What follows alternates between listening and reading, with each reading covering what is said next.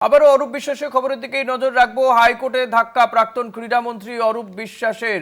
অরূপ বিশ্বাস তিনি হাইকোর্টের দ্বারস্থ হয়েছিলেন সমস্ত এফআইআর কে চ্যালেঞ্জ জানিয়ে। হাইকোর্টে অরূপ বিশ্বাস গিয়েছিলেন, দ্রুত শুনানির আবেদন করেছিলেন, কিন্তু তার এই দ্রুত শুনানির আবেদনে সাড়া দিল না হাইকোর্ট, এমনটাই জানা যাচ্ছে। এফআইআর কে চ্যালেঞ্জ জানিয়ে মামলা করেন হাইকোর্টে। শুভঙ্কর মণ্ডল রয়েছেন অরূপ বিশ্বাসের একেবারে নিউ আলিপুরের বাড়ির সামনে থেকে। শুভঙ্কর, অরূপ বিশ্বাস তিনি হাইকোর্টে দ্রুত যাতে তার যে সমস্ত তার বিরুদ্ধে যে এফআইআর রয়েছে সেই এফআইআর গুলোকে চ্যালেঞ্জ করে তিনি হাইকোর্টের দ্বারস্থ হয়েছিলেন, দ্রুত শুনানির আবেদন করেছিলেন, কিন্তু হাইকোর্ট সেটা শোনেনি। হাইকোর্টের নথিভুক্ত যেভাবে হয়েছে মামলা সেই অনুযায়ী শুনানি হবে, দ্রুত শুনানি সম্ভব নয় বলে বিচারপতি জানিয়ে দিয়েছেন এই মুহূর্তে। আর অন্যদিকে অরূপ বিশ্বাসকে আজকেই তলবও করেছিল বিধাননগর থানা। সব মিলিয়ে কি জানতে পারছো যে অরূপ বিশ্বাস যদিও সময় পেরিয়ে গিয়েছে, তিনি কি আজকে হাজিরা দেবেন? কি জানতে পারছো, তার বাড়ির লোকজন কিছু কি এক্ষেত্রে জানাতে পেরেছেন? অরূপ বিশ্বাস, তাকে কি দেখা গিয়েছে? দেখো ঋষিকেশ, আমি এই মুহূর্তে নিউ আলিপুরে অরূপ বিশ্বাসের যে বাড়ি মঙ্গল কুটির, সে বাড়ির সামনে রয়েছে এবং সে বাড়ির সামনে রয়েছে এবং গতকাল নিজের যে নোটিশ এখানে বলা যেতে পারে টানিয়ে দেওয়া দিয়েছে, আটকে দেওয়া হয়েছে, এখানে একেবারে স্পষ্ট সেখানে কিছু ধারা রয়েছে। আন্ডার সেকশন 308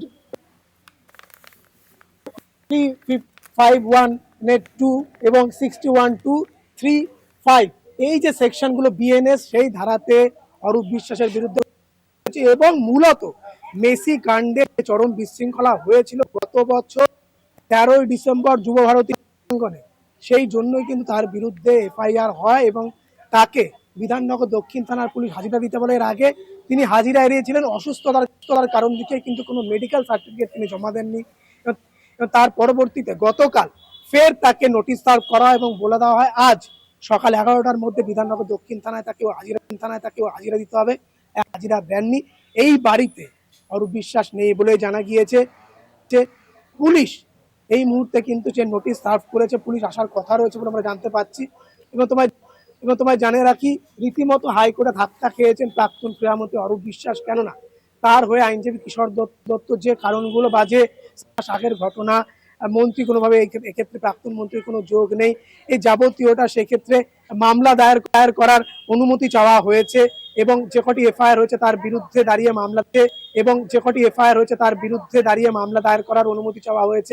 সৌগত ভট্টাচার্য তিনি বলেছেন যে সেইখানে দাঁড়িয়ে সেখানে বিচারপতি স্পষ্ট জানিয়েছেন যে এই মুহূর্তে মামলার যা চাপ রয়েছে, মামলার শুনানি হবে। ফলত কার্যত অরূপ বিশ্বাসের হাইকোর্টে যে আশা ছিল কোনো রকম রক্ষা কবচ বা বলা যেতে পারে কোনো রকম সাহায্য তিনি পাবেন, সেক্ষেত্রে কিন্তু সেটি এখনো পর্যন্ত তিনি পেলেন না। ফলে সেইখানে দাঁড়িয়ে অরূপ বিশ্বাসের পরবর্তী পরিণতি কি হবে, তিনি কি গ্রেফতার হবেন বা তার বিরুদ্ধে কি আর কোনো রকম ব্যবস্থা নেওয়া হবে, এই যাবতীয়টা কিন্তু এখন প্রবল প্রশ্নের। এবং সেইখানে দাঁড়িয়ে আমরা জানতে পাচ্ছি যে বিধাননগর দক্ষিণ থানার পুলিশ এখানে আসতে পারে। স্বাভাবিকভাবে সেই বাড়ির ছবিটা এখানে আমরা দেখতে পাচ্ছি। দরজা কিন্তু একেবারে বন্ধ এবং স্বাভাবিকভাবে সকাল থেকে এই দরজা বন্ধ রয়েছে। এর আগেও পুলিশ যখন এসেছিল তার দেখা পায়নি। সব মিলিয়ে পুলিশ এখন এখানে কতক্ষণে আসে বা আদত আজ আসে কিনা, এই যাবতীয়টা অবশ্যই আমাদের নজর থাকবে। সেইখানে দাঁড়িয়ে স্বাভাবিকভাবেই তার বিরুদ্ধে যে মামলা বলেছিল বিধাননগর দক্ষিণ থানায়, এবং আজকে সে হাজিরার ডেডলাইন ছিল, অর্থাৎ সকাল 11টায় তাকে হাজিরা দেওয়ার কথা ছিল, তার হাজিরা দেননি। তাই স্বাভাবিকভাবে পরবর্তী পদক্ষেপ কি হবে, পুলিশ আসলে পরবর্তী কার্যক্রম কি হবে, সেটা কিন্তু পুলিশ। ঋষিকেশ, শুভঙ্কর, অরূপ বিশ্বাসের বাড়ির কাউকে কি দেখা গিয়েছে বা কোনো রিয়াকশন কিছু কি জানতে পারছো যে তিনি আদৌ কি যাবেন হাজিরা দিতে? না একেবারেই নয়। দেখো, অরূপ বিশ্বাসের সঙ্গে যোগাযোগ করা হচ্ছে না একেবারেই, এবং সেইখানে দাঁড়িয়ে স্বাভাবিকভাবে এই বাড়িতে তার থাকার কথা, কেননা তিনি যেখানে থাকেন। কিন্তু গতকালও যখন পুলিশ এসেছিল অনেক ডাকাডাকি করা হয়েছে, কাউকে পায়নি পুলিশ। অনেক ডাকাডাকি, এই যে কলিং বেল, সেই কলিং বেল পর্যন্ত বাজানো হয়েছে, কিন্তু তার অরূপ কিন্তু পাওয়া যায়নি। সেইখানে দাঁড়িয়ে স্বাভাবিকভাবেই পুলিশ কিন্তু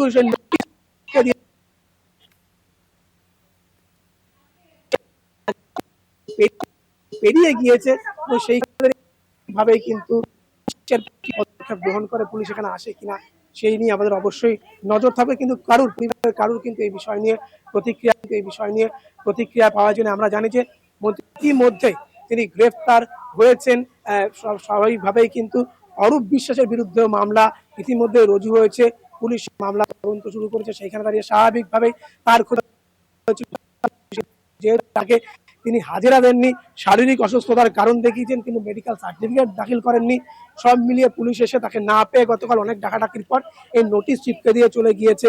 এবং আজকে আদালতে যেভাবে স্বাভাবিকভাবে অরূপ বিশ্বাসের পক্ষে সেরকম ভাবে কিছুই হলো না, সেখানে দাঁড়িয়ে স্বাভাবিকভাবে এর পরবর্তীতে পুলিশ কি পদক্ষেপ গ্রহণ করে সেদিকে অবশ্যই আমাদের নজর থাকবে ঋষিকেশ। একদমই, অনেক ধন্যবাদ শুভঙ্কর। কথা বলছিলাম আমাদের প্রতিনিধি শুভঙ্কর মণ্ডলের সঙ্গে।